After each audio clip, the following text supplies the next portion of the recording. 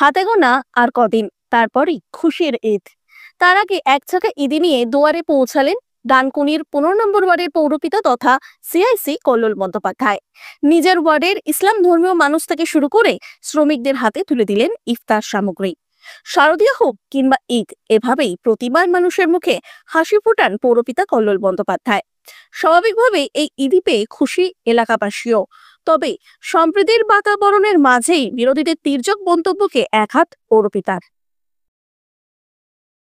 Royal paints and fittings केम छो मजामा मेरी तरफ से आपको ढेर सारी शुभकामनाएं for your company and I hope you have an amazing year packed with sweet surprises and rewards and I wish you keep winning in life lots of love good luck and best wishes from तुम्हारी विद्या बालन।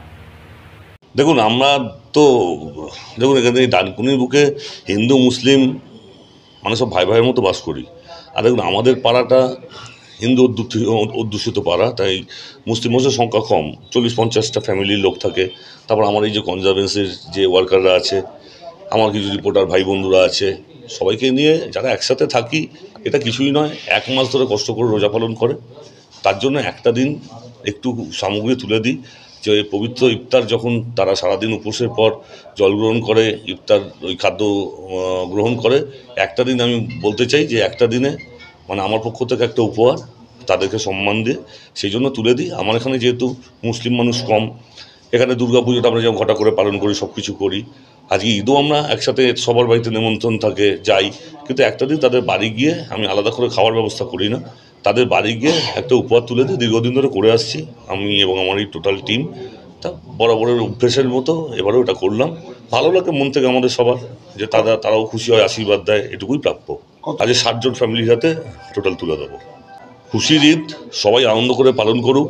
যে সাম্প্রদায়িক বিষ আমাদের মধ্যে কেউ বা কারা ছড়ানোর চেষ্টা করছে, বাংলার মাটিতে মমতা বন্দ্যোপাধ্যায়ের যেখানে আমাদের মুখ্যমন্ত্রী, সেখানে কোনো সাম্প্রদায়িকতার স্থান নেই। আমরা হিন্দু মুসলিম নয়, আমরা মানুষতত্ত্বে বিশ্বাসী। আমরা সবাই এখানে ভাই ভাই রূপেই থাকবো। দুর্গাপুজো যেমন একসাথে পালন করি, ঈদও তেমনি একসাথেই পালন করবো। এটা আমার তরফ থেকে আগামীদের শুভেচ্ছা। আগামীদের শুভেচ্ছা, ঠিক আছে? ভালো করে ঈদ পালন করো। যাও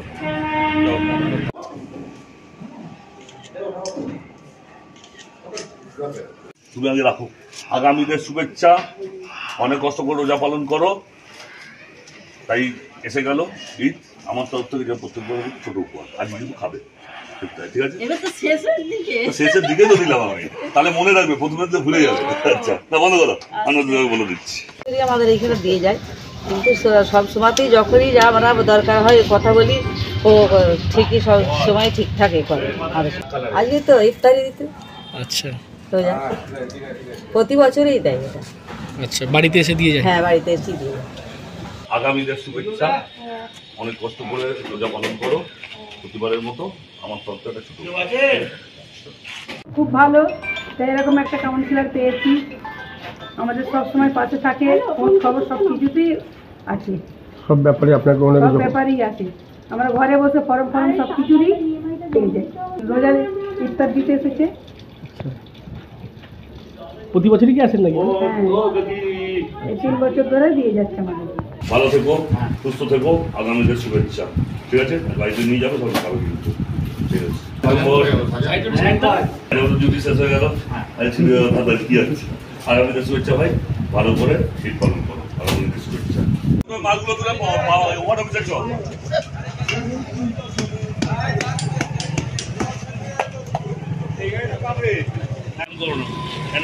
করতে পারবি তো?